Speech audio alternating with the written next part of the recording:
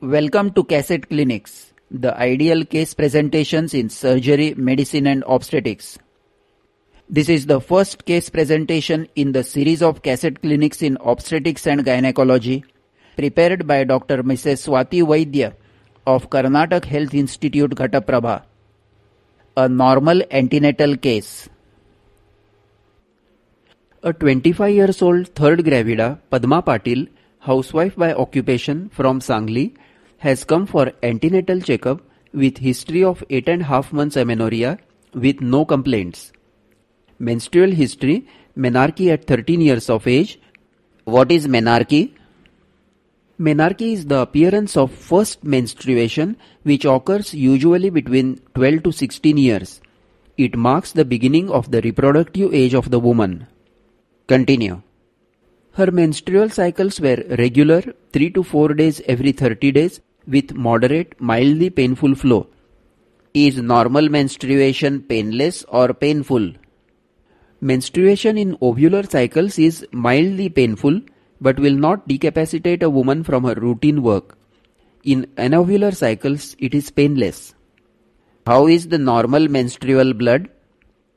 25 to 60 ml of blackish red bleeding which is fluid in nature. How does it differ from normal blood? Menstrual bleeding is clotted blood which is liquefied by plasmin in the endometrium. So it does not contain fibrinogen as the fibrinogen has already been consumed in the clotting process. Can you see clots in the menstrual blood? Not normally.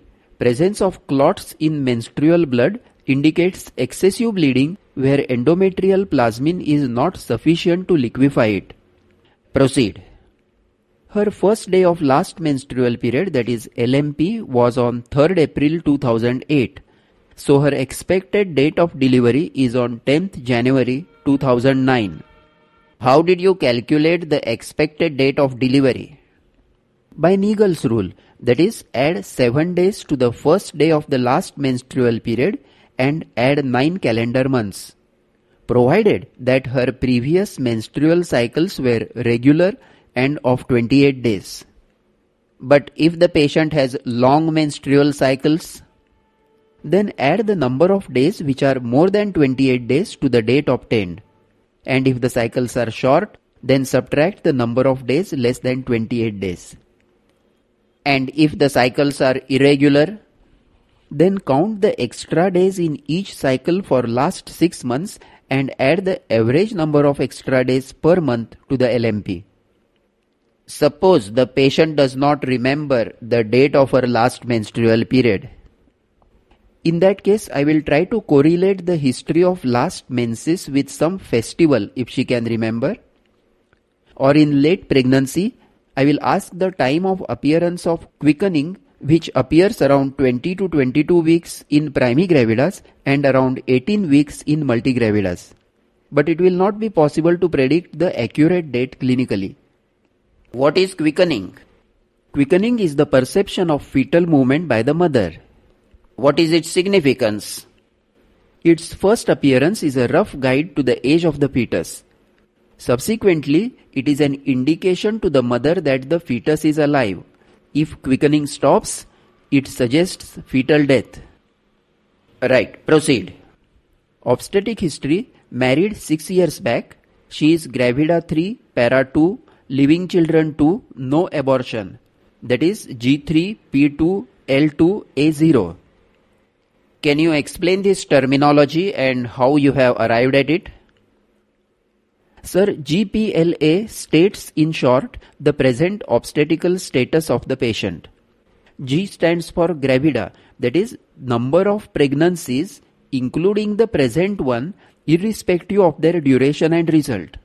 P stands for para, that is number of past deliveries after the age of viability. L stands for the number of living children.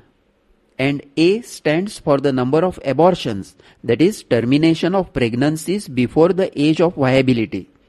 Thus the number of gravida will be number of para plus number of abortions plus the present pregnancy. And if there is a twin delivery, Sir, twin pregnancy will be counted as Gravida 1, Para 1, but 2 living children. Gravida 1 was a full-term normal delivery in hospital, 4.5 years old live female child. No history of antenatal, intrapartum or postpartum complications. She had received 2 doses of tetanus toxoid. How many doses of TT should she receive? In the first pregnancy, the patient should receive 2 doses, 0.5 ml each, starting in 5th or 6th month. In the succeeding pregnancies, she should receive 1 booster dose, preferably 4 weeks before the expected date of delivery. But if the next pregnancy is after a gap of more than 3 years, then a full course, that is 2 injections, should be administered. Yes, proceed. G2 was a full-term normal delivery at home, not conducted by medical personnel. Yes, what difference does this make? In home deliveries, perfect asepsis is not maintained and the chances of infection are very high.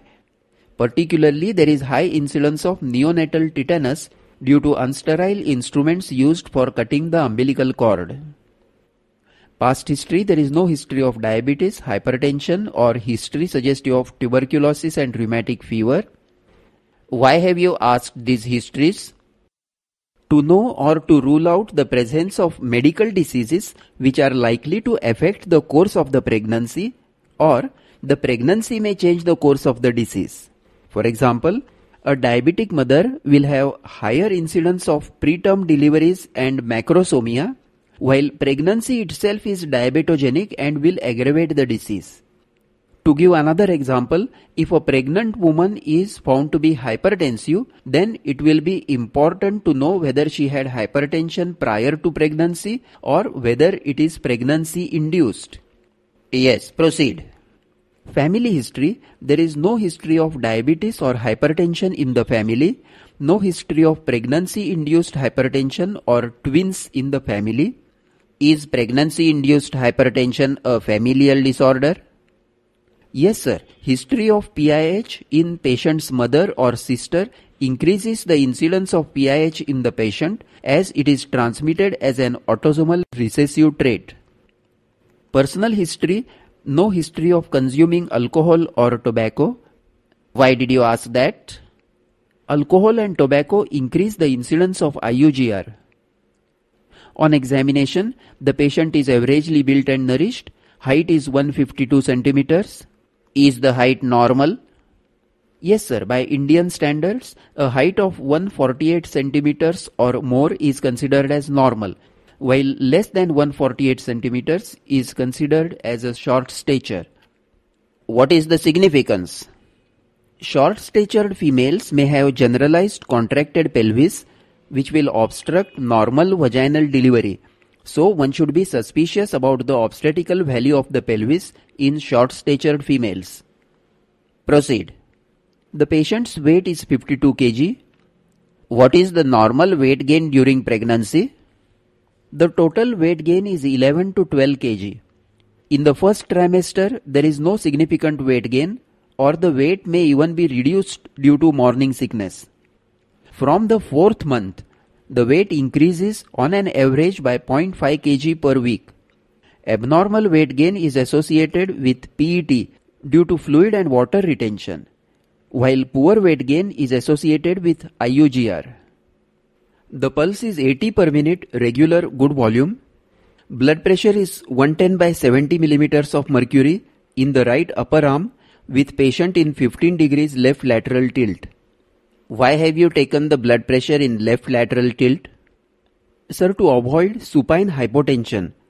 After 28 weeks of pregnancy, in supine position, the gravid uterus presses on the inferior vena cava, reduces the amount of blood returning to the heart and causes a fall in blood pressure.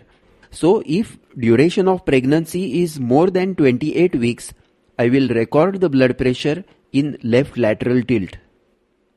There is no pallor, minimal pitting edema over the ankles. What is the cause of this edema? In later weeks of pregnancy, pressure of the gravid uterus over the vena cava causes mild edema of the legs. Edema may also be seen in cases of PIH who have hypertension and hypoproteinemia, and in associated renal, hepatic or cardiac diseases we may see edema. There is no cyanosis, clubbing or lymphadenopathy. Breasts are engorged with deeply pigmented primary and secondary areolae and Montgomery's tubercles. Can you describe the breast changes seen in pregnancy? The breasts increase in size and exhibit thin watery secretions from 8th to 10th weeks. The nipple and the areola become more deeply pigmented. Secondary areola, a zone of irregular web-like pigmentation, appears around the primary areola. Montgomery's tubercles appear as small non-pigmented nodules on the areola, and the breast skin towards the end of pregnancy shows dilated veins under the skin and small striae due to the stretching of the skin. What are Montgomery's tubercles? They are enlarged sebaceous glands seen on the areola as 10 to 20 small non-pigmented nodules. On systemic examination, the respiratory system is normal, no extra sounds. Heart sounds are normal, no murmur. On examination of the abdomen is uniformly distended. Linea nigra and striae gravidarum are seen. Yes. What are linea nigra and striae gravidarum? Linea nigra is a darkly pigmented line extending from the umbilicus to the pubic symphysis. It appears due to increased activity of melanocyte stimulating hormone during pregnancy. Striae gravidarum are pink pigmented lines on both sides of the abdomen and sometimes on adjacent parts of the buttocks and thighs due to stretching of the skin. After termination of pregnancy, they turn white, pale and silvery and are called as striae albicans. In a multipara, during pregnancy, both striae gravidarum and striae albicans may be seen. What are the other causes of striae albicans? Any condition leading to excessive stretching of the abdominal skin, for example ascites, large ovarian tumor or obesity, can give rise to striae albicans. On palpation, the fundal height corresponds to 32 weeks. How do you know the gestational age from the fundal height? Sir, at 12 weeks, the uterus is palpable just above the symphysis pubis. At 24 weeks, it is at the umbilicus, and at 36 weeks at the xipisternum. Each of the areas between these 3 points are divided into 3 equal parts by 2 lines above and below the umbilicus, corresponding to 16 and 20 weeks below the umbilicus and 28 and 32 weeks above the umbilicus. After 36 weeks, the uterine height decreases and flanks become full as the head gets engaged and the amount of liquor decreases. Proceed. The height of the uterus is 28 centimeters, so the gestational age is 32 weeks and the estimated fetal weight is 2480 grams. How did you calculate the gestational age and fetal weight? I first measured the height of the uterus in centimeters from the upper border of the symphysis pubis. Then by McDonald's formula, gestational age is equal to height of the uterus in centimeters into 8 divided by 7, and fetal weight in grams is height of uterus in centimeters minus 12 into 155, and if the head is engaged, then subtract 11 instead of 12. Proceed. The abdominal girth is 60 centimeters. What is the significance of abdominal girth? It is another parameter to watch the fetal growth. Abdominal girth at the level of umbilicus increases by about 1 inch every week after 30 weeks. On palpation, first describe how you carried out the per-abdominal examination. By fundal, lateral and pelvic grips carried out with the patient in supine position with legs slightly flexed. For fundal grip, I stood facing towards the face of the patient, kept my both hands on the fundus and palpated the fetal parts. Here I could palpate firm, irregular, ballotable structure, that is breech. For lateral grips, I kept the 2 hands on either side of the uterus and palpated the fetal parts. I could feel the curved, hard back on the left side and knob-like limbs on the right side. For the first pelvic grip, that is Paulick's grip, I kept the right hand above the symphysis pubis with the thumb on one side and fingers on the other side to palpate the presenting part. Here I could palpate the hard, round and ballotable head of the fetus. When do you say that a part is ballotable? When a thrust is given to a fetal part, if it moves away and again comes back to hit the palpating hand, then it is said to be ballotable. Why is the head ballotable? Because of the narrow neck and mobility in the amniotic fluid, the head is ballotable. Then I proceeded to perform the second pelvic grip. I stood facing the feet of the patient, kept the two hands over the uterus on either side above the symphysis pubis and tried to palpate the lowest portion of the presenting part. The two hands could be approximated in the midline below the presenting part, which means that the head is floating, not yet engaged. If the head was engaged, then the two hands would have become divergent. What other information can you gather from the second pelvic grip? We can also judge the degree of flexion of the head by this grip. Palpate the two cephalic prominences. Normally, in a well-flexed head, occiput is at a lower level than the sinciput. How do you recognize the occiput from sinciput? The prominence on the side of the back is occiput. If both are at the same level, then the head is deflexed. And if occiput is higher than the sinciput, then the head is in an extended position. Thus, in this patient, the fetus is in longitudinal lie, cephalic presentation, in left oblique anterior position with a well-flexed head. Yes, what do you mean by presentation, position, lie and attitude? Lie is the relation of the long axis of the fetus to the long axis of the mother. For example, longitudinal lie or transverse lie. The part of the fetus coming first to the maternal pelvis is called presentation. For example, cephalic presentation, vertex or breech presentation. Position is the relation of the presenting part with the maternal pelvis. For example, left occipito-anterior or right occipito-posterior. Whereas attitude is the relation of the various fetal parts with each other. For example, the normal attitude is of flexion, where the chin is touching the sternum, the arms are flexed over the head, and the thighs and legs are flexed over the abdomen. Proceed. On auscultation with a fetoscope, the fetal heart sounds are heard between left anterior superior iliac spine and the umbilicus. The fetal heart rate is 140 per minute and regular. Why did you use a fetoscope instead of a regular stethoscope? Sir, the fetoscope is so shaped that the sound waves from over a broad area are captured and concentrated as they reach the smaller ear end. The loss of amplitude is minimal as there is no intervening tube.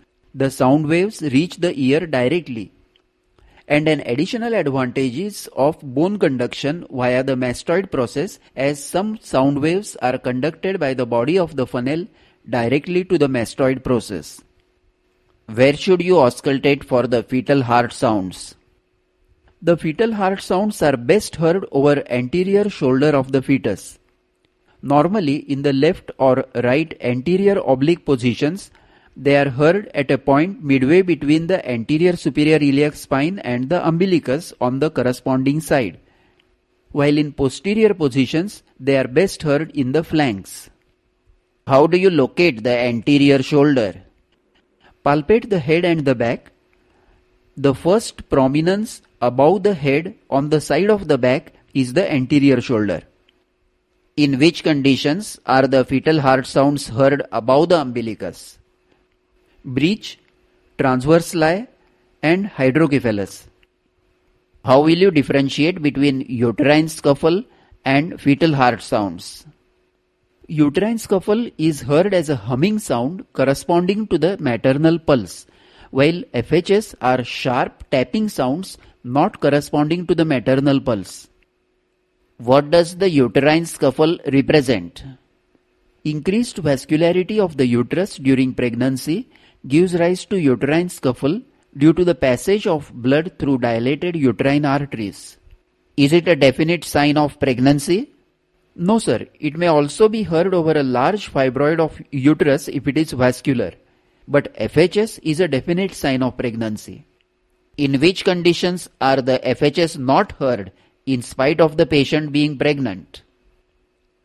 In early pregnancy before 20 weeks, hydramnios, and in occipito-posterior and mento-posterior positions, FHS may not be heard with a fetoscope or ordinary stethoscope, though they are present. Absent FHS in later weeks of pregnancy suggests intrauterine fetal death. What are the other signs of fetal death? On clinical examination, history of cessation of fetal movements, regression in the size of uterus or size of uterus smaller for the period of gestation, cessation of breast secretions, and absence of fetal heart sounds.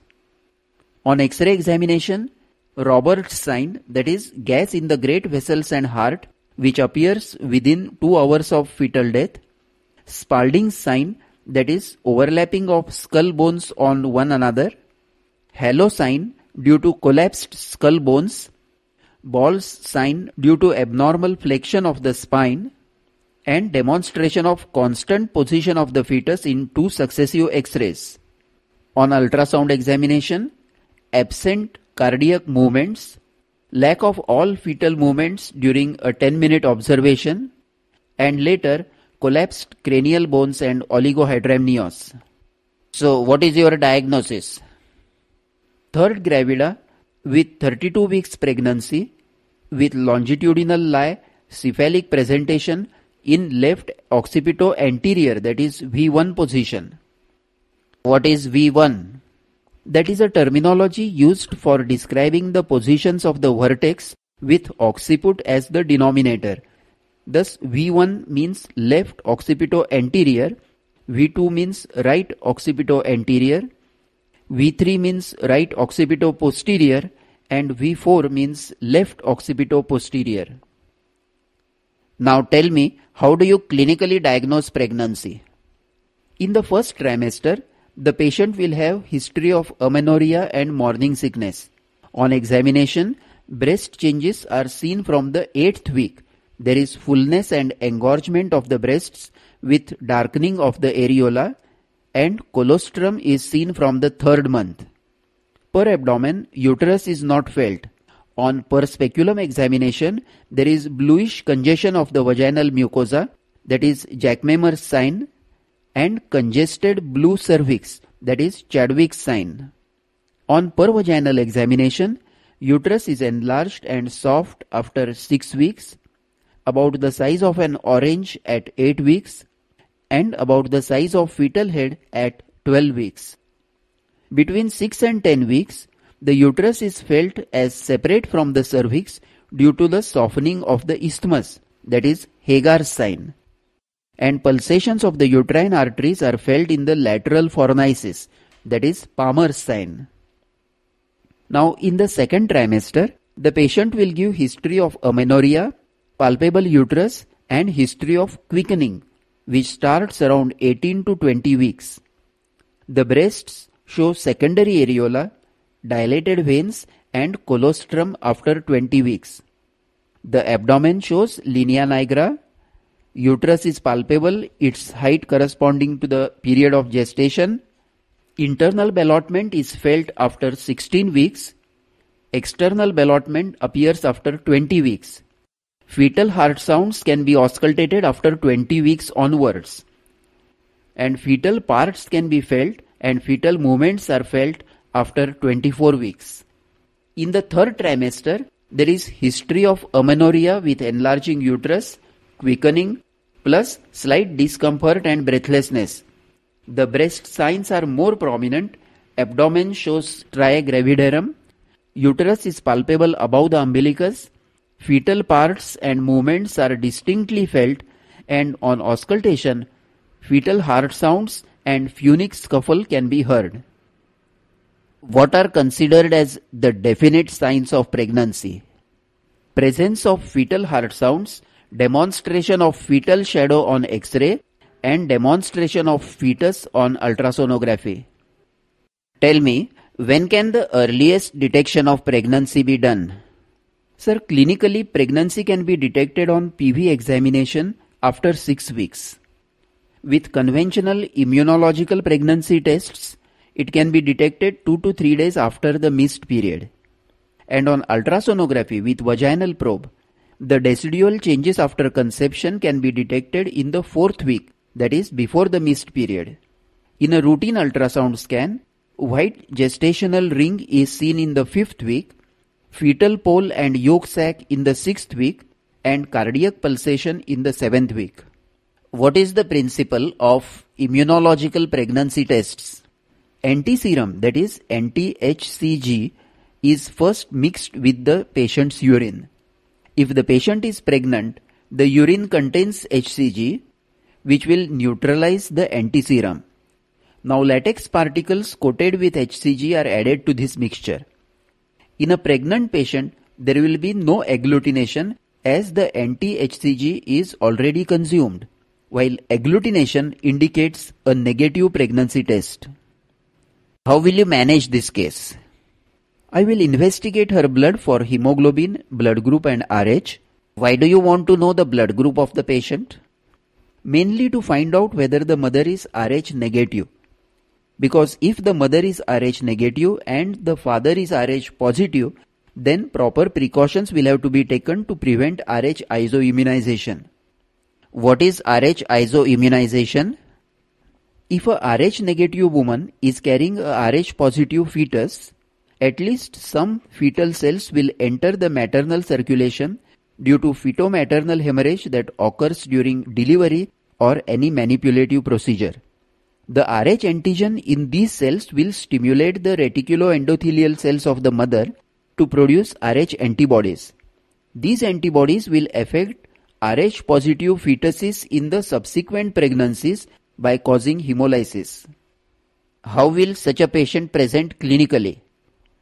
The patient will have first 1 or 2 normal pregnancies, and in the subsequent pregnancies there is neonatal jaundice, hydrops fetalis or intrauterine deaths. How will you know that the jaundice in the baby is due to Rh isoimmunization?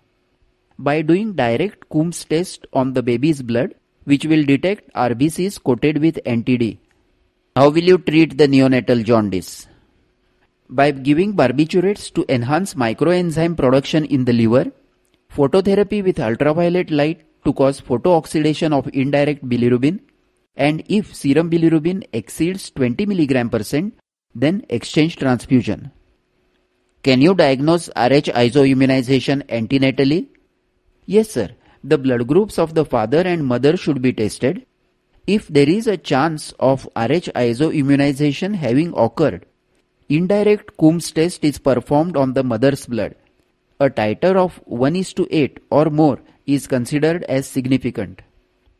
How will you prevent Rh isoimmunization from occurring? I will try to minimize transplacental hemorrhage by doing minimum manipulative procedures during pregnancy, such as amniocentesis or external cephalic version. And if such procedures are unavoidable, I will give anti-D injection immediately after the procedure. During labor, immediately after the delivery of placenta, I will not give methyl ergometrin injection unless there is postpartum hemorrhage. And after delivery, I will give anti-D injection to the mother within 72 hours after delivery. What dose and regime of anti-D will you give to a pregnant woman? I will give 300 micrograms anti-D at 28 weeks. Its effect will last for 12 weeks, that is till delivery. And then after delivery, if the baby is Rh positive, I will give 300 micrograms within 72 hours. If there is abortion or ectopic pregnancy between 7 weeks to 28 weeks, I will give 50 micrograms of anti-D. And if the pregnancy duration is less than 7 weeks, anti-D is not required. as the Rh antigen appears in the fetus after 9 weeks. If the mother is already sensitized, then will you give NTD? No sir, if indirect Coombs test on the mother's blood is positive, that is if sensitization has already occurred, then NTD injection is of no use. Can you desensitize the mother? Oral administration of Rh antigen to suppress secondary immune response has been tried but not yet established. If the mother is Rh negative and the father is Rh positive, then will Rh immunization always occur? Not necessarily, sir. For Rh isoimmunization to occur, the fetus has to be Rh positive. If the father is heterozygous Rh positive, that is capital D small d genotype, then 50% of the fetuses will be Rh negative, and if the fetus is Rh negative, Rh immunization will not occur. But if father is homozygous Rh positive, that is capital D genotype, then every fetus will be Rh positive. Can you get Rh isoimmunization in the first pregnancy? No sir, unless it has already occurred in the past due to a mismatched blood transfusion with Rh positive blood. Because fetal RBCs enter the maternal circulation at the time of placental separation during delivery, so the antibodies will develop later and affect the subsequent pregnancies only. Yes, but what if there is antenatal leak of placental blood during pregnancy? Even in that event, the immunological response is not immediate. It takes a long time, 3 to 4 months, to develop Rh isoimmunization. So the first pregnancy will not be affected. Is it possible that mother is not sensitized even after delivering a Rh positive baby? Yes sir. If less than 0.1 ml of fetal blood enters the maternal circulation, or if fetal Rh antigen is weak, mother may not get immunized. Also, if there is associated ABO incompatibility, for example mother is O and fetus is A or B, then the fetal cells will be destroyed by the anti-A or anti-B antibodies before Rh isoimmunization occurs. Lastly, if the patient is immunosuppressed, sensitization may not occur. Practically, only 15% of Rh negative mothers with Rh positive fetus get sensitized. How will you manage a pregnancy if indirect Coombs test is positive? If indirect Coombs test is positive, that is mother is already sensitized, I will ask for antibody titer every 4 weeks after 26 weeks. If the titer increases to a critical level, that is 1:16 or above, I will do amniocentesis to see for fetal hemolysis. That is amniotic fluid will show marked increase in bilirubin. In that case, I will do chordocentesis and if necessary intrauterine blood transfusion. Milder cases, they will be delivered preferably by caesarean section, and then the fetus will be treated for jaundice and if necessary by exchange transfusion. Now coming back to our case, what other investigations will you do? VDRL and HIV of both husband and wife. Why? VDRL is to diagnose syphilis, which can be transmitted through the placenta, causing fetal anomalies and intrauterine death, which are easily preventable by administering penicillin. And if HIV test is positive in the mother, then the risk of HIV transmission to the fetus should be explained and termination of pregnancy offered during early pregnancy. If the patient is in late pregnancy, then she is started on antiviral treatment. During delivery or caesarean section, universal precautions for the protection of the attending doctor and paramedical personnel should be taken, and the neonate should be given prophylactic antiviral drugs for the first 6 weeks after birth. Proceed. I will test urine for albumin and sugar. How do you test urine for albumin? By heat coagulation test. I will fill 3/4 test tube with patient's urine and heat the top part till it boils. Then I will add 1% acetic acid to dissolve any phosphate precipitates and allow the test tube to stand. If the precipitate fills 1/4 of the tube, it is recorded as 1+. If it fills half the tube, it is 2+. If it fills 3/4 of the tube, then 3 plus, and if the whole urine is boiled solid, then 4 plus. Thus, this is a qualitative as well as semi-quantitative test. Right. How do you do quantitative test? By using Esbach's albuminometer to measure the exact amount of albumin in the urine. In which conditions is albumin present in the urine? Traces of urine may be seen after excessive stress or exercise. Pathologically, it is seen in pregnancy-induced hypertension, eclampsia, and in associated renal diseases like glomerulonephritis or nephrotic syndrome. How do you test for sugar in urine? By Benedict's test. Take 5 cc of Benedict's reagent in a test tube, add 8 drops of urine and heat the tube to boiling. Then allow it to cool and let the precipitate settle. Now note the color of the precipitate. Normally there will be no precipitate, or there may be green, yellow, orange or red precipitate depending on the amount of sugar. Are there any fallacies to this test? Any reducing substance can give a positive Benedict's test. For example, vitamin C or lactose.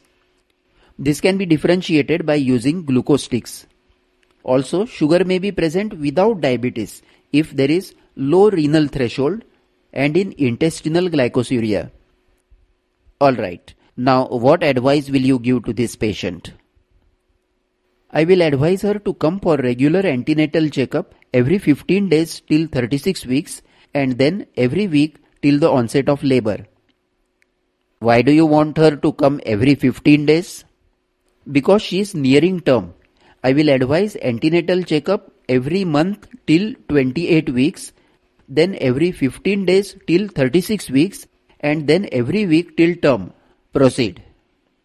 She should take 2 monthly injections of tetanus toxoid at 6 weeks interval, preferably starting in the 6th month.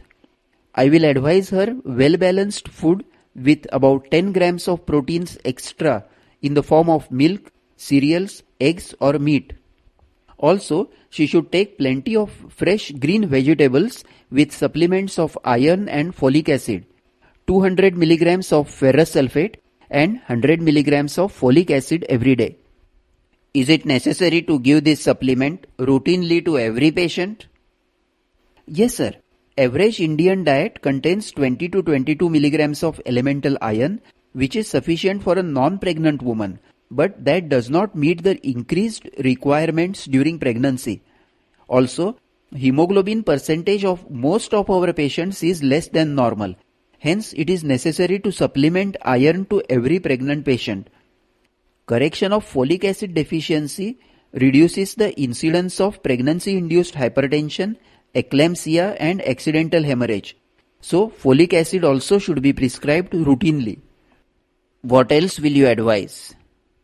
The bowel should be made to open daily by eating adequate roughage, that is, fruits and vegetables. If necessary, I will give mild laxatives like isabgol, senna or liquid paraffin. Because pregnant woman has a tendency to constipation. She should wear loose and clean clothes. Special care should be taken about daily bath and cleanliness of vulva but no vaginal douches, cleanliness of breasts and lifting up of nipples to prevent retraction, regular brushing of teeth and treatment of dental sepsis if any. Then she should take regular exercise like walking. During last 6 weeks, no heavy work is allowed. Light household work may be done. And she should take adequate rest and sleep for 8 hours at night and 2 hours in the afternoon. What about traveling? No strenuous travel in the last 2 months. If travel during pregnancy is unavoidable, it is best done during the 2nd trimester and train travel is the best preferred. Sexual intercourse should be avoided during last 6 weeks to avoid ascending infection and puerperal sepsis. And she is instructed to report immediately to the hospital if there is PV bleeding or spotting, edema, headache, abdominal pain or urinary trouble. This is the end of the first clinic in obstetrics and gynecology on antenatal case normal pregnancy.